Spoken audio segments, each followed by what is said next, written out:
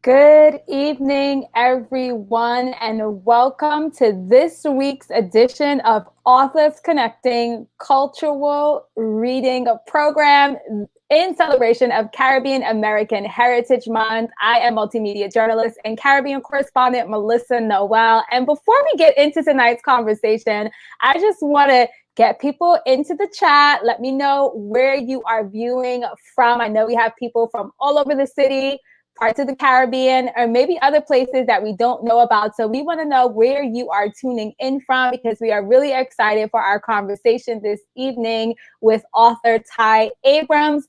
But we also have a special guest that is joining us before we get into that conversation. So drop in the chat where you are tuning in from. We want you to stream in just a little bit. We're going to get that conversation going, and then we're going to get into this great book by Tai Abrams. So the first thing I want to do is welcome our first special guest onto the virtual stage, and we hope that you will give her some applause. And that's Assembly Member Latrice Walker is going to join us this evening to talk about a special program that is currently taking place in Brooklyn called the Little Library Program. And we have her on to speak with us tonight and let us know a little bit more about it and how you and I can support. Welcome, Assemblywoman Walker. Thanks so much for joining us. Oh, not hearing you. I got you. There we go. So thank Perfect. you so much, Melissa. And thank you, of course, to Tropicalfete and Alton for having me to talk about, something that's very special for me, which is, of course, reading. Yes. Being a little girl, and even though, I'm a grown woman at this point, but I still look at myself as a little girl from Brownsville. It's a community where they counted us out before they, even give us a chance. And one of the things that my mantra is that they tried to bury us, but they didn't know that we were seeds. And what I believe sort of feeds our germination is reading and increasing our literacy rates. When I was counseled to Congresswoman Yvette Clarke before running for Assembly, and there's an amazing woman there, Lystra Collis, and we call her lovingly Aunt Lystra. And because I was always about like books, one day she said to me, and this sort of is the impetus of the Little Library. She says, Latrice, one day there's going to be a library in Brooklyn with your name on it. And I was just like, Lystra, so I heard her, but the spirit heard her as well. And we fast forward. I went to a block party up on Marion Street here in the district, and there was this little library that was there, and I was just like, oh my God, this is amazing. How could we get one for our community, for the office? And so, the president of the Marion Street Block Association, her and her husband were like, we're going to get a little library out there in front of the office. And they did, and they came and they presented it on this day. And then it had these, there were posters on the side, and it's like Assemblywoman Walker's Little Library. And I had to call Aunt Lystra. And, of course. I'm a church girl. And so I had to put a praise on it as well, because I was like, there's a library in Brownsville with my name on it. And it was just like, so it's a little library, but the dynamics of it is as such. So you bring a book and you drop a book. So the office is located at 400 Rockaway Avenue. That's right off of Pitkin Avenue. It's between Pitkin and Glenmore, or Pitkin and East New York, depending on how you want to look at it. Right. And the little library has been adopted by organizations such as the NAACP, UFT, Jack and Jill of America, many of the schools within our districts. Of course, we just recently got about 5 boxes of books from PS5. Wonderful. And some of the high schools, they're like, come pick up. We got 1,000 books. So many of our schools and libraries are cleaning out their closets and they're dropping off books. And throughout the pandemic, people were doing their spring, summer pandemic cleaning, getting all of those kids' books. Like, I've been buying books for my 9-year-old since she was, born. And so all of those books, I'm getting off the shelves and getting into the little library. And the beauty of it is, at first I was a little, is this something that's really going to catch on? Right. Will it be received well by the community? Right. And so I knew that it caught on. One night, I just happened to be driving by the office. It was like 10 o'clock at night. And there was a guy in there, and he had his cell phone light, like, reading through the books. And so it's not just something that's amazing for our young people, but really for all ages. And so we accept adult books, children's books. Just the day before yesterday, Councilwoman Alika Samuel and I were outside. There was a young man named Sebastian. I saw him going through the books, and he's 15, and he said he likes mystery books. And so, so for folk who have 15-year-olds or any teenagers who have these books on their shelves, bring them by. And I think that the most impact that the Little Library has made is throughout the pandemic, our libraries were closed. Right. And so we think about some of the parents that we saw with their kids, who were also bringing, their families there to get books because the libraries were closed, and this was the only opportunity to get books in the community. And so what sort of brought that to my attention was last year, I was running for re-election, and one of the young ladies, I think she was 11 years old. She saw me, and her mom sent a message on Instagram, and she said her daughter was looking like, "Look, mommy, the lady with the little library outside, she won her election." And it's like, the kids are like, this is our thing, and it's our little library, and they use it. So many of the sisters who were in many of the homeless shelters, and even so much so that at one point in time, you see the little library there. It was it was placed into soil, and we had flowers growing around it. But the soil sort of was making it shift because soil is like that. Someone saw that the little library was leaning and came and built a whole other little library that holds like 2 times the books. And it's cemented, and so it's not going anywhere. Right in place.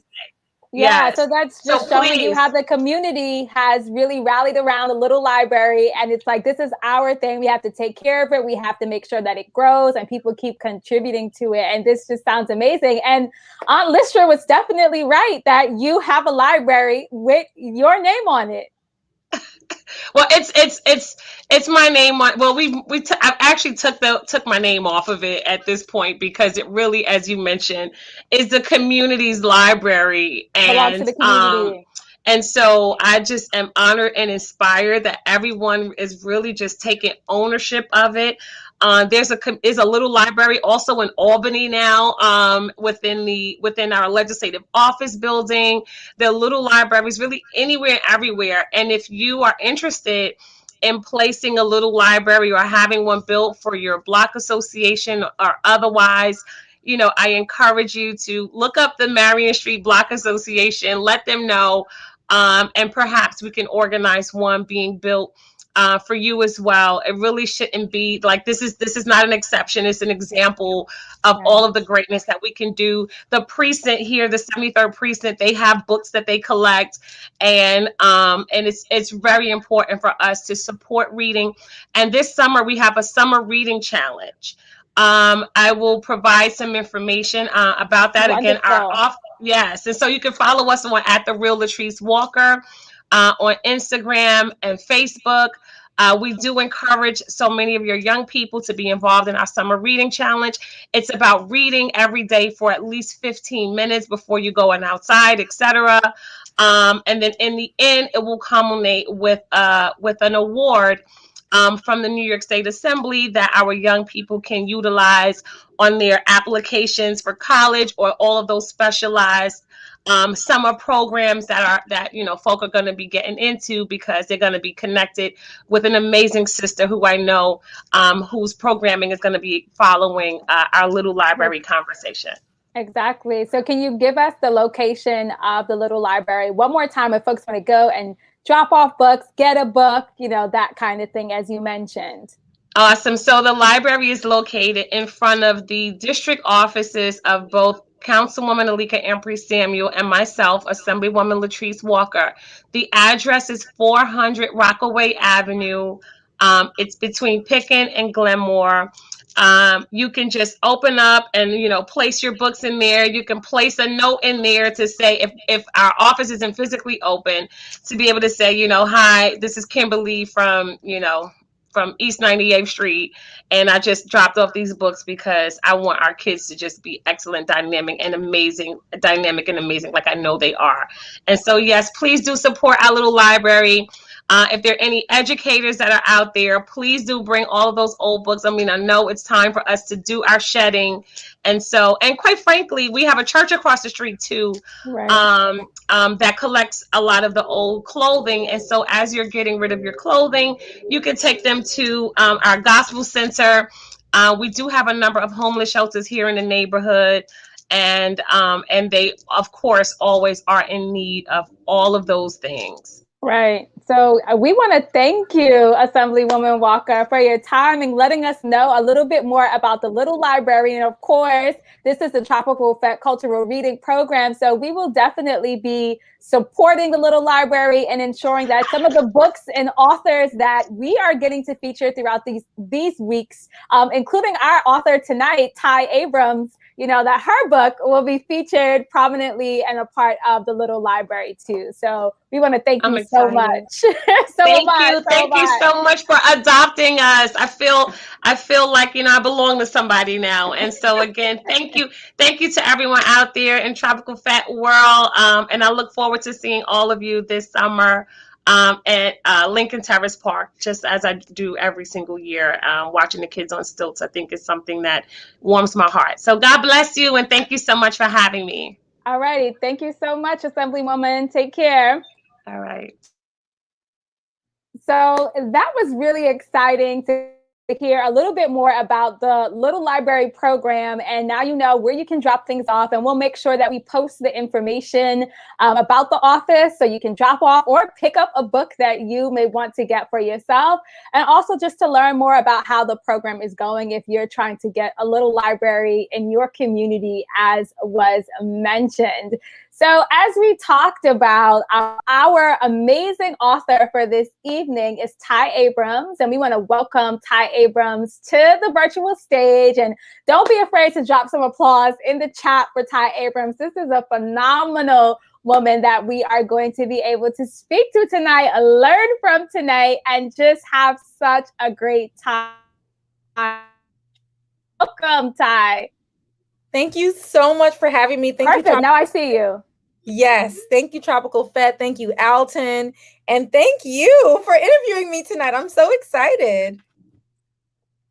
So am I. Like, the energy that started off with that little library got me so pumped. And we're like, yes, we're getting readings done. We're going to get this together. So I'm really excited to talk to you because you wear so many different hats and are inspiring our young people, adults, everyone to get to it, to invest, to think about your future, to just do so many things. And so I want to share with our audience first, before I get into the questions, just a little bit more about you, because you are a best-selling author, an investor, an innovative educational leader, and of course, a serial entrepreneur. And so tonight, we are talking about your book, Who Am I? An A to Z Career Guide for Teens. But what I love so much about this book is that us as adults, we can learn so much from it too. And so you are a graduate of Bronx Science and Duke University with 2 internships on Wall Street, 2 years at a top-tier consulting firm, and now the co-founder and CEO of a successful high school prep program. And you really not only inspire, but engage and ensure that our young people are in the spaces they need to be in, but also have the tools and are prepared so that they can move forward, get the jobs, get the roles, and continue to move. So welcome. And I really just want to get into this book. This book, I really enjoyed reading it. I enjoyed learning about your personal stories and your challenges as well as triumphs as you navigated, and now how you're helping others to do the same. So I want to get right into this conversation. And audience members, please let us know where you are, viewing from. If you have any questions for Tai as we go through this conversation, please don't be afraid to drop that in the chat, and I'll make sure that she gets it and that we answer it. So one thing that really struck me about the book is, I expected that we were going to start off with the advice right away. We're going to kind of just get right into it. But what you did first, what I really appreciated, is that you started off with the question, who am I? And you centered on some of the I am affirmations, letting students and teens know that there is magic in their words. Why was that so important to you to start off with that, who am I and I am? So I am are two of the most important words that you can ever say in the English language. It is biblical, and it is the tools that you use to literally create your reality. And many of us don't realize that we say a lot of words haphazardly, and we are creating destruction and literally the outcome that we don't want to see in our world. But if we just flip that, and if we actually spoke positively and we affirm that which we want to see in our world, we can actually have the outcomes that we desire. So with that, what does that look like for me? I spoke success into my life. I said, I am success. I'm not even successful. I am defined by success. I am disciplined. I am productive. I am focused. I am creating my own destiny. Anything that I wanted to see in my world, I made sure that I put right after the words I am, right? So when you ask yourself the question, who am I? A lot of times we're defining ourselves by our career paths or our cultural backgrounds, all different types of labels. But the most important area you want to be mindful of is the future that you desire to create is literally being created in every given moment based on the words that you speak and the thoughts that you think. And giving students that gift from this early stage, we hope that it would create a much better reality for themselves as they navigate their high school, college, and of course, start off their career. Yeah, and that is so wonderful, because I can think about, learning about affirmations, well on into my college years, but it would have been great to really be practicing this as a teenager when you're having those tough days, whether it's basketball or cheerleading or college applications. That would have been great. So thank you so much for that. That really struck me about the book. And I said, okay, well, we're starting off on setting the tone for who you are, answering that question, and then moving forward to, the career guide itself. So you share in the book your own story to start readers know a little bit more about who you are and what your background is. So you talk a little bit about growing up in a Guyanese American household with a single mom, grandparents, and that overprotective and a parenting style that I definitely know well as a first generation Guyanese American myself. And not really having that exposure to certain things or some of that access as a first generation family. So how did those experiences fuel you and your desire to create this kind of resource in this book? Thank you so much for asking that question. When I think about my upbringing, of course, as you just shared, my parents were from Guyana. I was born here. And it was about protection from beginning to end. I'm one of 3 girls, and whatever happened to them, which many of them have not shared with us to this day, they were not going to have those cycles repeated with me and my sisters. So in many ways, my upbringing was all about saying no to lots of things. And they emphasize all the things that was wrong about boys and life and like all these things. So you're going to stay home and just be pretty and smart, and that's it. But there's a whole flip side. There's a whole world out there that people need to learn about, that's in the affirmative, that's in the positive, that are things that are good, and things that can allow you to go out there and have an impact. And I feel like that was missing from my experience. Right. So in many ways, I was given the opportunity to dream and to aspire to greater pastures through school. It started off with a parent of a student I went to middle school with. His older child had went to Bronx Science, which is a specialized high school here in New York City. It's one of the hardest schools to get into. Hampton, okay? And he saw the potential in many of us in middle school, but the school wasn't necessarily grooming us for these schools. So he was adamant about ensuring that we had these opportunities. So after all this tutoring, I become 2 grade levels ahead in mathematics. I take the SAT, I'm able to ace it, and I get into Bronx Science. And I'm at Bronx Science at this point, and I'm going to school with folks who, are vacationing in Martha's Vineyard, going to the Hamptons, like mom and dad, maybe are managing directors at an investment bank, and this is just at Bronx Science. Right. It catapulted even more when I was at Duke, studying mathematics. I saw folks who were 18 or 19 running multinational corporations, like some of my peers at Duke had already started businesses. They had internships on Wall Street. They had already worked at law firms. So I was trying to figure out, how do they know all these things? Right. Position for the success. And I'm like, I know I'm smart, but that's when I realized, wow, it's not just how much you know. It's not how well you score on tests. You also have these soft skills you need to master. Exactly. You need to network. You need to be aware of these additional career paths where you can have, an opportunity to be, what we call white collar, what does it mean to be a consultant? What are the different types of lawyers that exist? A lot of times we want to be a social justice lawyer, but what about corporate law? Yeah. There's this whole world that I just didn't know about because it wasn't top conversations in the household. And here I am, I'm seeing my peers, we're all doing well in classes, but they're like, on the fast track. Right. Where it really matters. One story stands out to me. I remember being in my senior year, and a young man that I was, I worked with my freshman year, he gets his full-time offer. He's making $250,000 right out of college. And my first job, I certainly was not making that much. I was interning as an investment banker. I chose consulting instead. So I think my starting was around $60,000. And I was just like, how the heck did he secure How did he do that? $1,000? And he was like, oh, well, I've been working with this firm since I was, 17. So at this point, he has all the contacts. Right. He built up his value. Exactly. He knows how to, he's an asset. Right. And he has that strong network who knows what he can do. And they know he's an asset. So they're going to ensure that, he understood how to negotiate. Okay. So all of these things put together, I was like, okay, we're clearly missing this success playbook. Got it. It doesn't make sense to push education solely without ensuring that everyone can also apply that education in the real world. And that's the impetus behind why I felt the book was necessary. Wow. And so there's a lot there.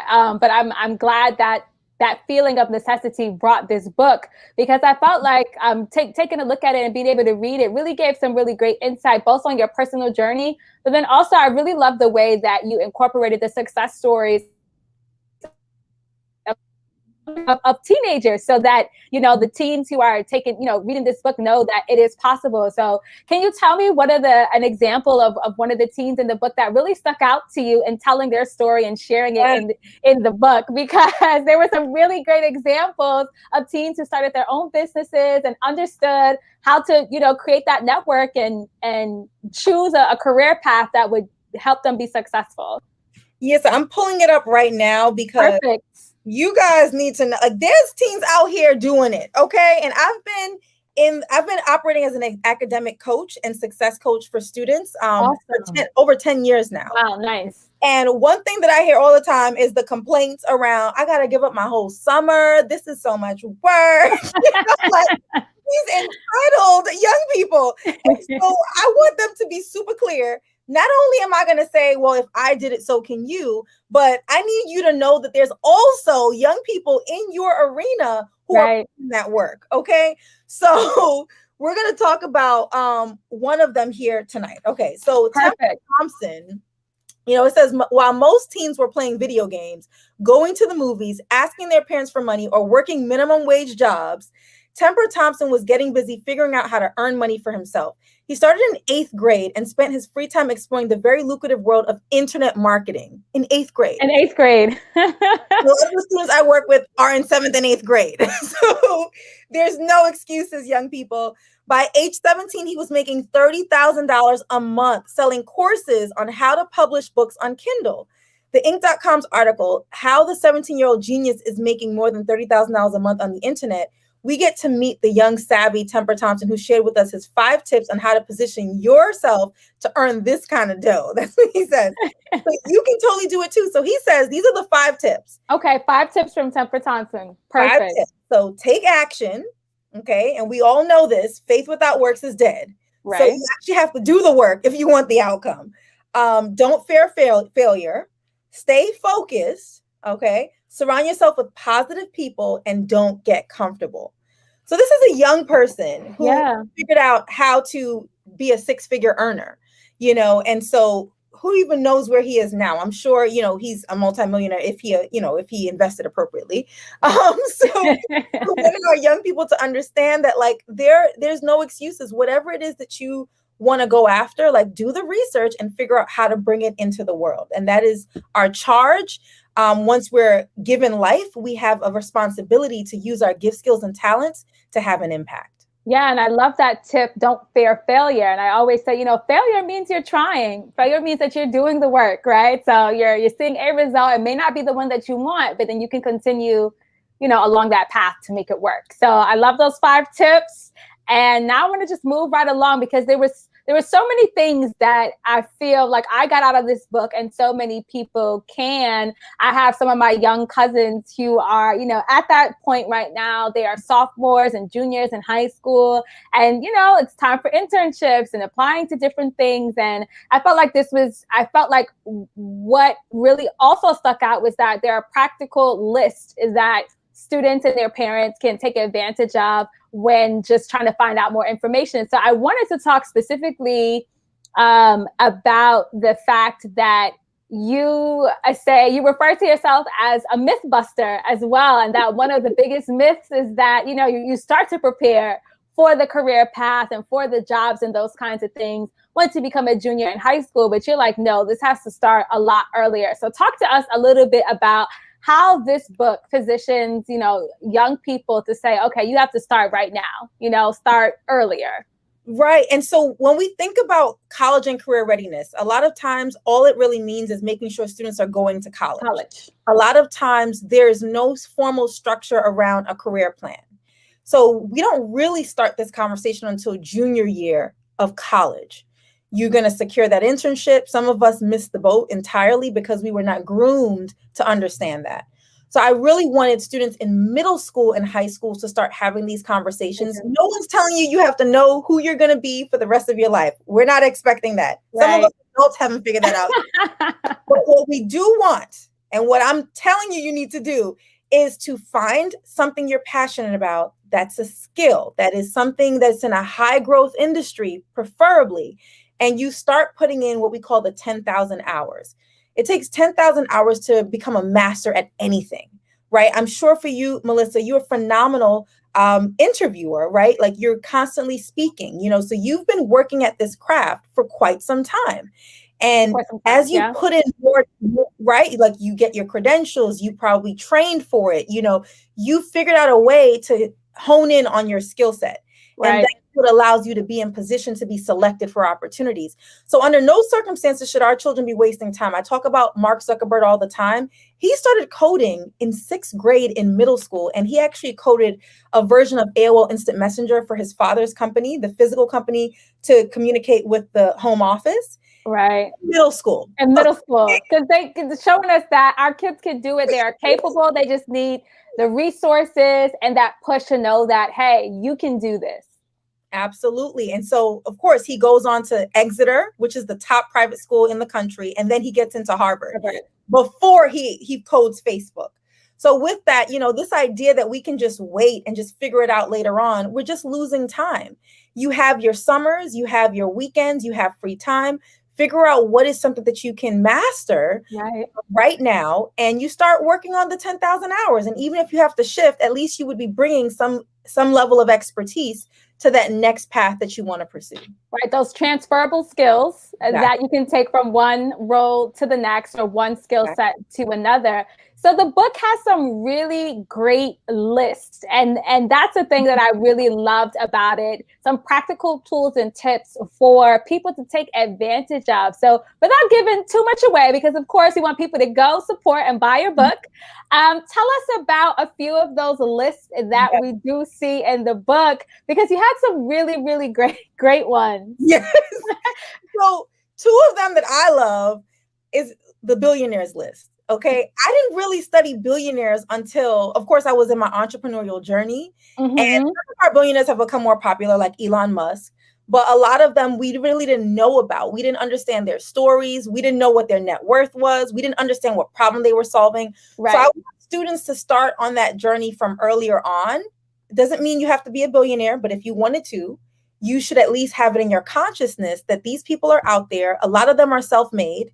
And if this is a path you want to be on, then you need to start studying some of them. So that's one list I would definitely tell you to check out. The second list is the college majors to prioritize, is the ones to avoid. So I saw this happening. Like, I was a math major, so, and I did that because I love math, but also because I knew that it was going to yield a return on investment. Right. So I would be valuable when people saw, oh, wow, that's a degree in math. Like, I need to meet that girl. So with that, there are some majors that are more valuable than others. It doesn't mean that you can't pursue multiple things, but you just have to be strategic about how you're marketing yourself. And I look at us as products in a way, right? And so when we go into college, we're worth $15 an hour. That's minimum wage in New York City. Okay. And when you come out, you need to do some things in those 4 years to somehow be worth more. And one of those ways to increase your inherent value is to choose your major wisely. So there are lists that help you to figure out which majors to focus on that's going to increase your value, and which ones may not be the best idea. So I hope you guys check that out as well. Yeah. And I think one of the things I loved too is that you put in tips for, like, knowing, like, make sure you know how to answer these questions on an interview, the resume tips that are also a part of the book. And then just like the career guide, like knowing what's out there, right? Some people might think of certain roles, like for instance, I'm a journalist, and people might think of this job of being only the people who are on TV or talk, but it's like, no, you can be behind the scenes, you can produce, you can be the editor, you can do so many different things. And I love the fact that in the book, you really break it down and show that you can do a number of things within a chosen field. So people, as you said, you have to know what's out there to even know how to take advantage of it. Exactly. And that's the biggest challenge for our community in many ways, because the exposure is so limited, and Corona did not help, right? At all. Students are literally learning from YouTube. So we really need to continue to expand our children's world. One of the questions I always ask students is, what do your parents do for a living? And you'd be surprised, a lot of our children cannot even explain the work that their parents do. They can't explain the reason why the company that they work for exists and what problem that they're solving. So just finding ways to really open up their world and understand how this world works, and recognizing that everything in the room that you're sitting in right now comes from some sort of company that you could potentially work for. Seeing the world in that way is missing for a lot of our children.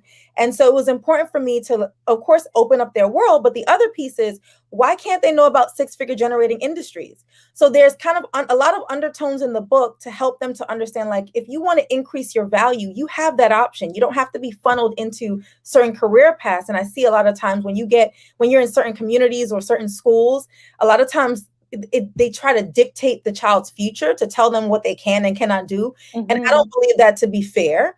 But I also don't think it's fair to say you can be anything you want to be without explaining to them the work, the sacrifice, the credentials, the network, right? Right. That's going to be necessary. So I figured the best thing we can do for these children is to expose them, but also equip them with the roadmap, that's going to be necessary for them to be in those positions. Right. And I think you summed that up perfectly, because, you need to be able to have the tools in order to accomplish. You get the exposure, and then you get the tools to know how to put that to use. And this book, I feel like, definitely does that. And so I have just a couple more questions for you, because I feel we're getting so many good things in here. I saw a comment, someone said, this is a great interview, and it's because we have a great author who is doing such amazing work in so many in the community and doing so much for our young people. So we thank you. We salute you, Tai, for what you are doing. I want to ask you a little bit about the program that you do have, and this is a prep program where you work with students. I want for you to tell us a little bit about that. Share with our audience how you are not only equipping our students through this book, but also through the programs that you do. So the book actually came as a byproduct of my company Admission Squad. And so my company was formed as a nonprofit in 2016. I went to Bronx Science, as I explained earlier. Yes. These are elite high schools. There's 8 of them that you have to take an SHSAT, an exam in 8th grade to get in. 28,000 students will test for only 5,000 seats. It's highly competitive. And the reality is the quality of education that Black and Latino students are getting in New York City is just not, it's substandard. So by the time they get to 8th grade to take these exams, they're not always in a position to compete. That's the reality. And quite honestly, some of the parents aren't even aware of what it truly takes to get into these schools. And I found that to be an injustice, a crime. I support capitalism 100%, but we need to all have the tools and resources to adequately participate in a capitalistic society. And a part of that is getting access to a high quality education. So with that, I took that personally. I personally went to the school. I felt that students who look like me, they must be more who are smart, who can do the work, but they're just not getting the opportunity. Mm-hmm. That, we formed Admission Squad. We are a high school preparation program. We support 5th through 8th graders, and we close the achievement gap as well as the content readiness gap. And we, of course, inform parents on how they can better advocate for their children. So just upcoming this summer, we have a summer boot camp. It's 5 weeks from July 5th to August 5th. And we are closing that gap around SHSAT preparation so students can actually compete on the exam coming up in October. Awesome. Thank you so much for that. I saw a comment as you were talking, and it just says, how would you define the price of success? So before we can answer that question, every one of us here has to define what success means for them. Because it looks different for each person. It's so different for each person. We have questions in the book that you can answer for yourself to really figure out what that means. A lot of times our parents impose their definitions of success, but it oftentimes doesn't work. So we all need to start there. But in general, once you define what that is, we have to give up something to gain something. That is just a fact of life. So this is called sacrifice. You always have to sacrifice. That could be time. It could be money. It can be energy. I don't personally sacrifice sleep, but the next person might. You're like, I'm getting my 8 hours. My 8 hours. Sometimes it's 6, but that's a little sacrifice there, a little give or take. But it's not because I have to do something. It's because my brain is always moving and I'm excited. Yes. The day. But it's, that's our own personal issue. But anyway, the price is really whatever that goal is that you want to aim after. You have to decide how much you're willing to give up to get there. Some of us may want to be a billionaire, and that is a realistic goal, but you have to know that you may have to sacrifice your social life.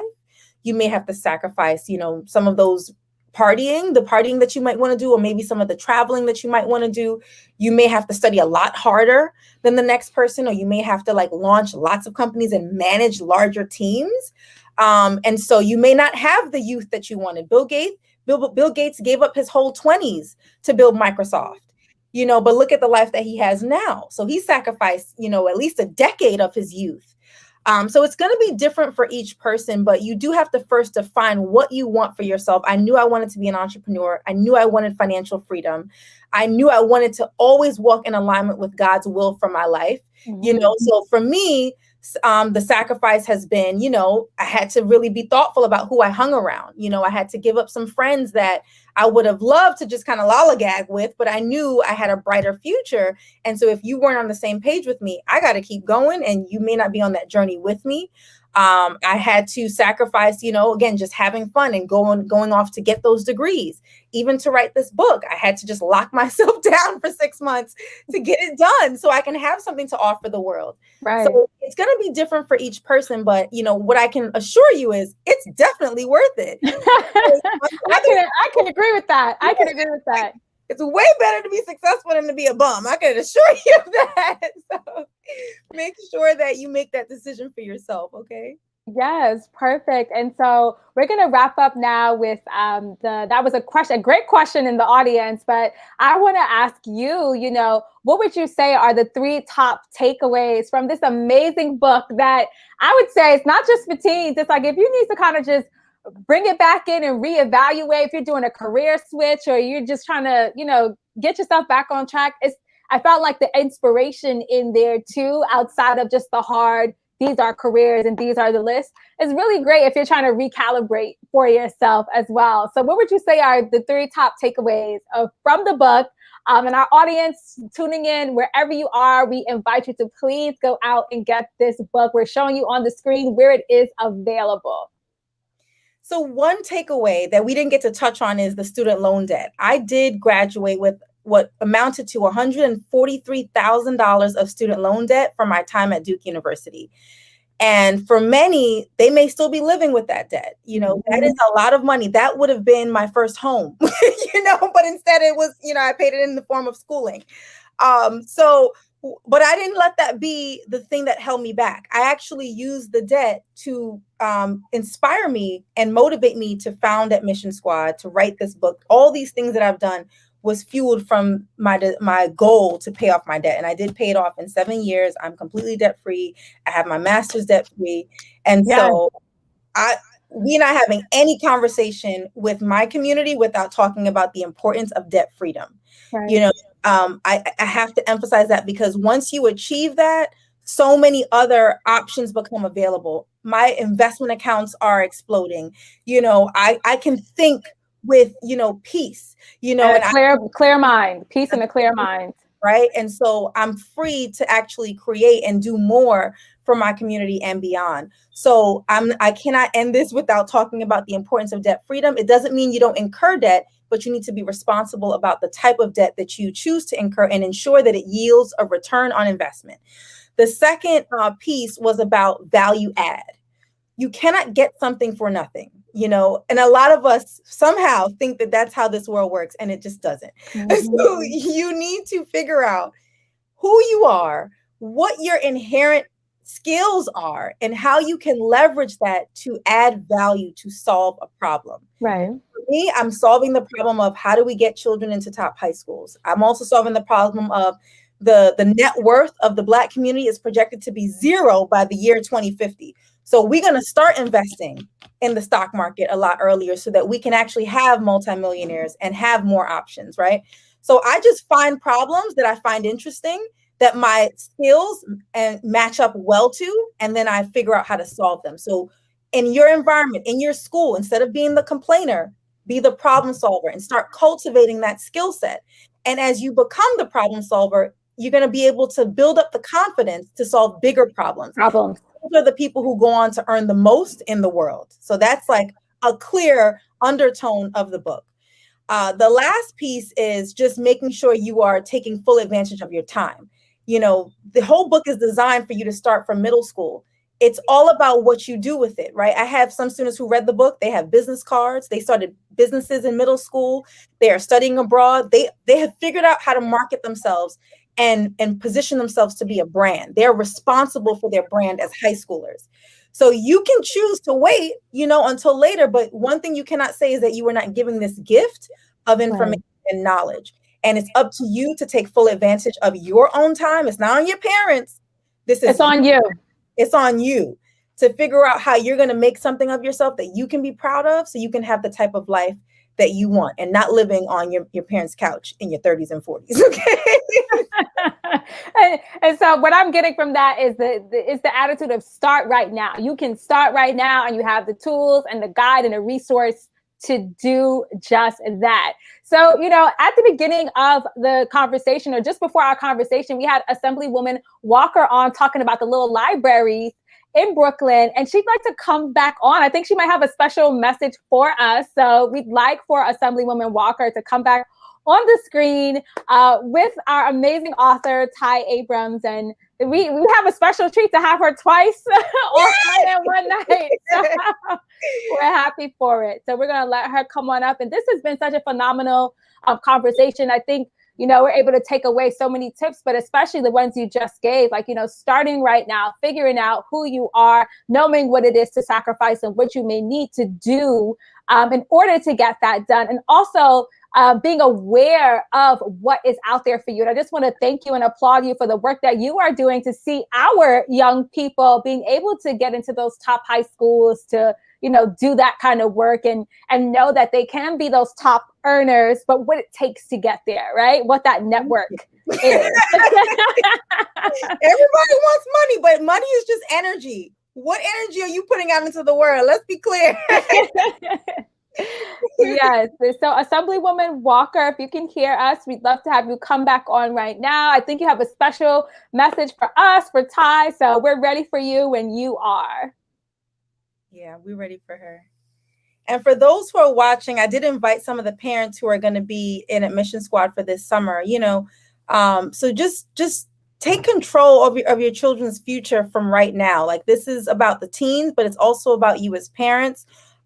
We cannot afford to wait. A lot of times we just, let them be children. No one's saying to take their childhood away, but it's really on us as parents to really optimize, their time between kindergarten and 12th grade to really squeeze as much as we can in. And it just cannot only be academics. It can't. We need to make sure they're getting a strong academic foundation, but then who are they beyond that?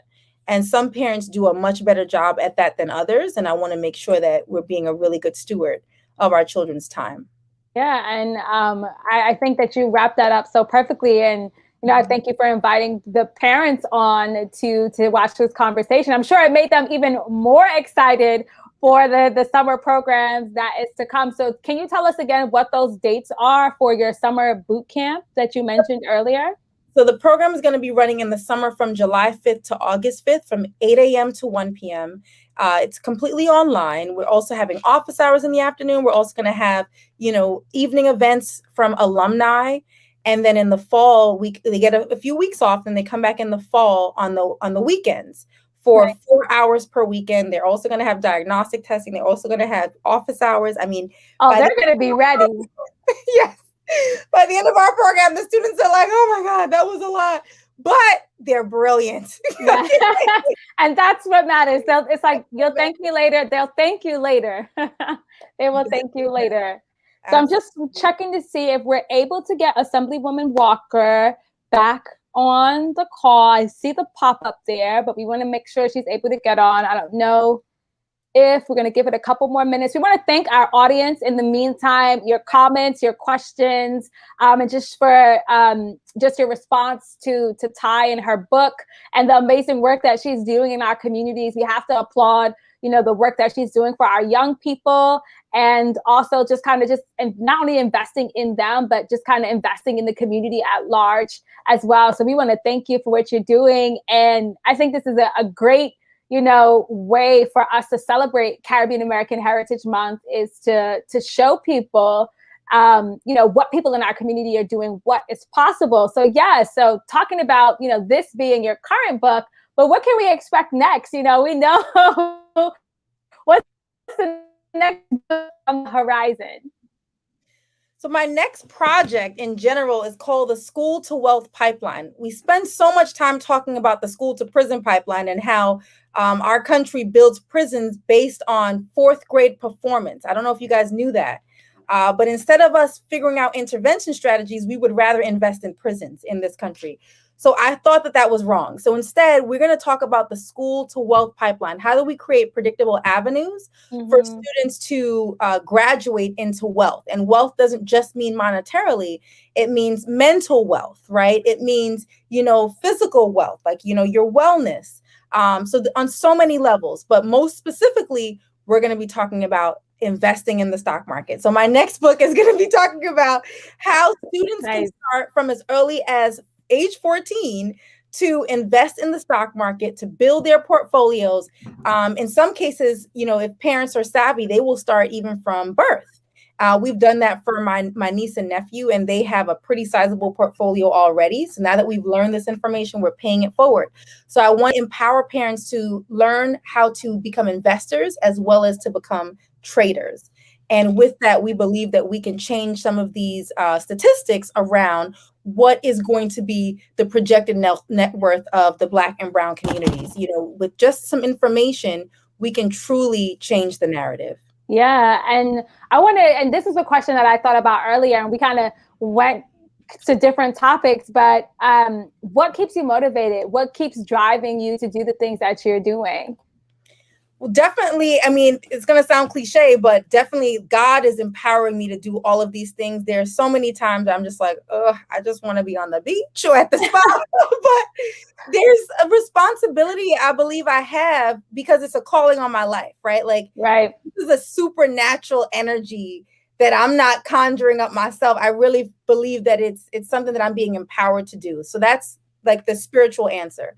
Beyond that, I take a lot of what's happening in the world personally. At some point, I want to have children. I want to be married someday. And I wonder, who are my children going to marry? Who are they going to go to school with? Who are they going to work with? Who are they going to build companies with? This is the world that I want to see. And if it doesn't look the way I want it to look like, then I have to do something about it, or else I'm just going to be sitting there complaining. And that's not my interest. So with that, it is just my passion to continue to add value to these areas that I find to be very important. One of which is top high school admissions. And then beyond that is ensuring that you're not just getting education, but you're actually figuring out how to build a solid financial foundation for yourself so that you're not out here struggling, Definitely. Listen, and that is practical advice. And so I think we only have a couple of minutes left, and we're getting the question from Tropicalfete. Can you talk about the political, so can you rephrase this question? Are you saying, can she talk about the political work or works in school? I just want to make sure I'm understanding your question correctly. And that I actually have another question for you that I didn't think we were going to have time for, but it looks like we do, as we try to get Assemblywoman Walker back on the virtual stage with us. And that has to do with when it comes to, because of course these students can look at this and there's so many lists that they can take advantage of. What has been one of the things that has stuck out to you about someone's response to this book that has stuck out to you, a teen that has come back or a parent that has said to you, this really made a difference or an impact? What is one instance that stands out to you?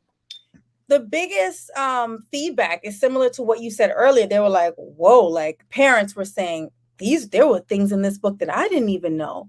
And a lot of times, if you didn't have the opportunity to be in programs or have a career coach, which I did, I was a part of 2 programs, Sponsors for Educational Opportunity and Management Leadership for Tomorrow. And both of those programs provided career coaching that allowed me to understand how to actually be on track for C-suite, to become a CEO, a CFO, a CMO. Right. What is the network that you need, right? Unfortunately, there's a lot of people who may never have those opportunities. And with that, it's about these environments that you get into. So many of the parents were floored that they had not ever heard about, these concepts, an alumni network, you following up a 90-second elevator pitch, starting interview prep from middle school. So I think there was, again, going back to that information gap, if you don't really allow folks to understand that framework from earlier on, you can't really groom a child for success. They're kind of just out there just figuring it out and not understanding why their peers are on this fast track the same way I was. So that probably was the most eye-opening for me, because, you just think that because you know things, people are going to know it too, especially your parents. But that's not always true. Not always true. Exactly. Yeah.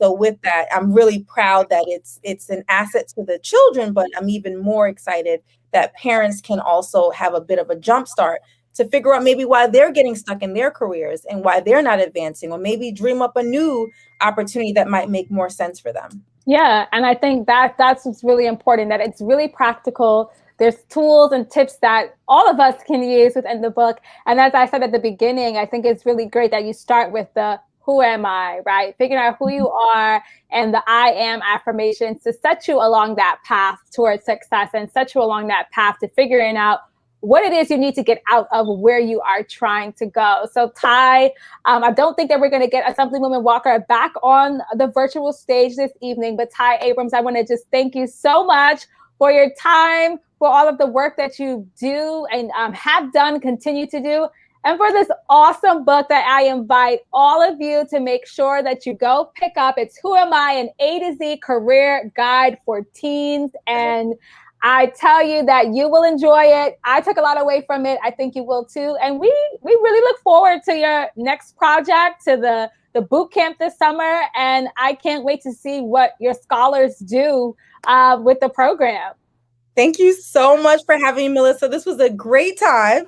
And thank you to all of the listeners who were able to tune in tonight. I hope you listen in and apply the information because it's very important. And as we keep saying, we want to support all of our we want to support our authors, and one of the best ways we can do that is by going and purchasing the book, and of course leaving a review, because those reviews really do matter. So we want to support them in all the best ways possible. We want to see them on that New York Times bestseller list, and we just want to keep, we want to see more books come forward. So we want to thank you so much, Tai Abrams. We want to thank our audience, and of course, thank you to Tropicalfete Inc. for this amazing series that I think is so critical for our community to, just to get people excited about reading and learning and to hear from our authors directly. I think it makes a world of a difference when you can see and hear from the person behind the words and behind the book. So thank you all. Once again, I'm Melissa Noel, multimedia journalist and Caribbean correspondent. It has been my pleasure to moderate this discussion this evening with Tai Abrams. So thank you and good night. Good night, everyone.